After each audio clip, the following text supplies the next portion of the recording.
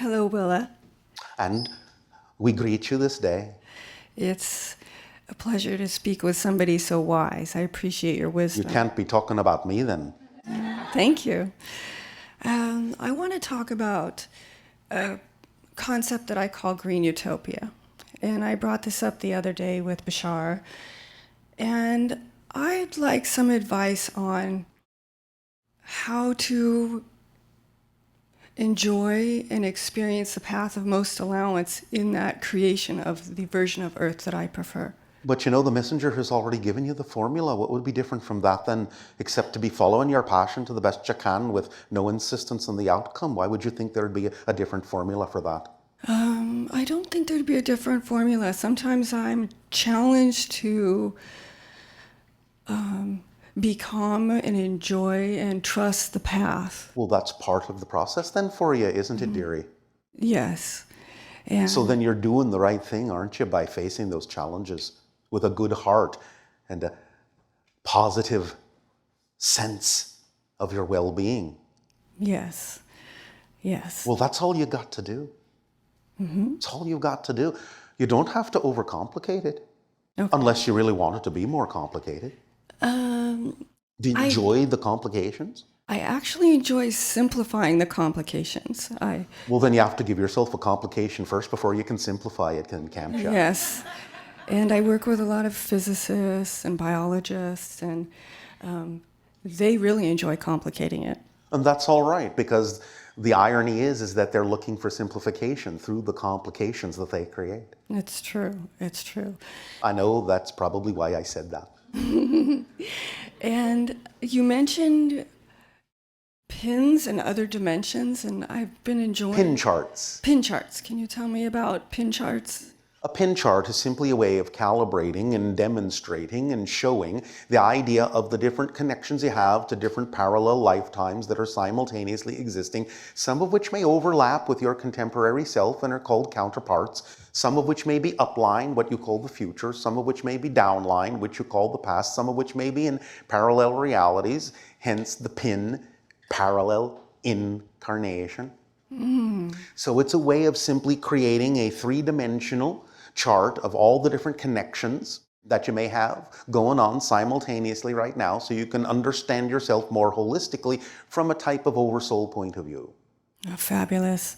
I have this sense, or this is at least how I experience it, that all of these parallel realities are right here, right now. Of course and all they of are. This. There's nowhere else for them to be, love. Yeah. Because Yeah. there is only here and there is only now. So everyone has to share the same space and the same time. And it's very visceral for me, and sometimes I find myself enjoying observing or experiencing these parallels. Yes, well, it's very visceral for us as well. That's why I'm a parallel reality specialist. It's fabulous. And Bashar was telling me that I have a tendency to pop You have a into- what then, dear? tendency to, What then, dear? You're making a choice, are you? yes, Not a tendency, is it? yes, you're Thank you correct. very much. You're correct. I really am enjoying it, popping into other versions and the pliability of it all. All right, well, you're getting a little ahead of the class, because that's the shapeshifter and nocturnal levels, Okay. where you start really establishing connections with the parallel versions, and you start allowing yourself to connect so strongly that you can actually represent the shape of one of those parallel versions. That's not the original shape that you're showing now. That's the secret of shape-shifting. You don't change the molecules of your body. You actually simply take on the reflective aspect of other parallel selves that may look very different than the way you look by connecting to different aspects of nature and yourself in those different parallel realities, some of which may look similar and some of which may not. So you're actually showing a reflection of a parallel reality to those that then are capable of receiving and perceiving it. You don't actually change the molecular structure of your body to shapeshift. That really explains a lot. Thank you so much. Yes, it does. Thank you. It's like looking at a hall of mirrors and all the different angles that you see yourself, except that some of the angles in the reflections of the mirrors look nothing like you. Yes, sometimes I look down and my arms are different kind of arms or things like that. And That's correct. That's how it works, though.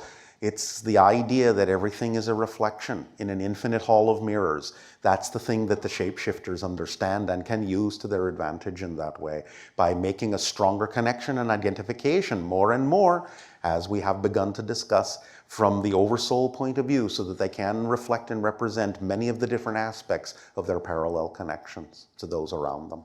It's fabulous, and it's one and all related to animals and plants and the oneness, and I like that too. And let me tell you another thing about the shapeshifters, because many of you don't really have an understanding of how it looks when they actually shift their shape. Because the idea has been presented in many of your movies and so forth and television shows, that you will just see the body sort of morphing and changing from one shape to another, but that's not actually how it looks. The way it looks is more like the idea that you would call the flipping of the pages of a book,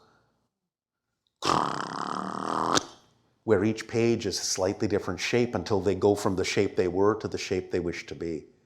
So you're actually seeing them go through all the different variations to get from here to there. It can happen so fast that you barely notice it, but that's actually what happened, and many shapeshifters can slow that process down for you. So you actually see them going through that process, and it's like the flipping of the pages of a book. Yes, that explains some other experiences too. I much enjoyed watching that frame by frame that happens a billion times a second. That's because they are revealing that it is me. a frame by frame experience, as we have, and the messenger has already told you, the idea of your shifting through billions of parallel realities is a frame by frame experience then. And so the shapeshifters have the ability to actually demonstrate that if they wish, each and every frame that they shift through.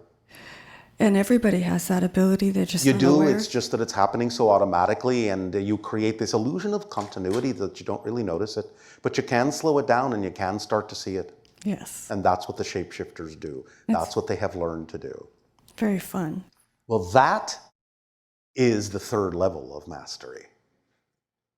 And then there's 5 levels. The nocturnal comes next after the cryptic, and that's getting in touch with the idea of the parallel realities and a few other things. And then the shapeshifter is third. And then the sage, what you would call the idea of the wizards and sorcerers and so on and so forth.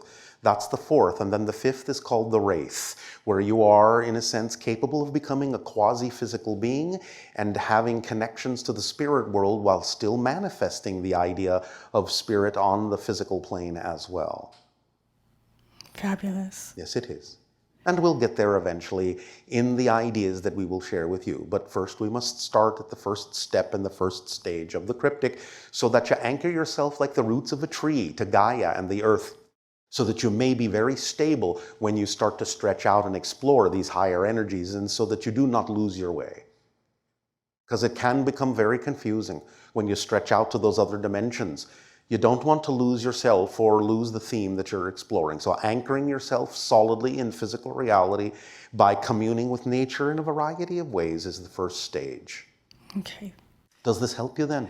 It does very much. And All I think right, I'll then. save my other questions for our next communication. Yes, because now we have some other things that are important for us to say before this time for us ends and the messenger returns. Thank you, Willa. So thank you for your chit-chat.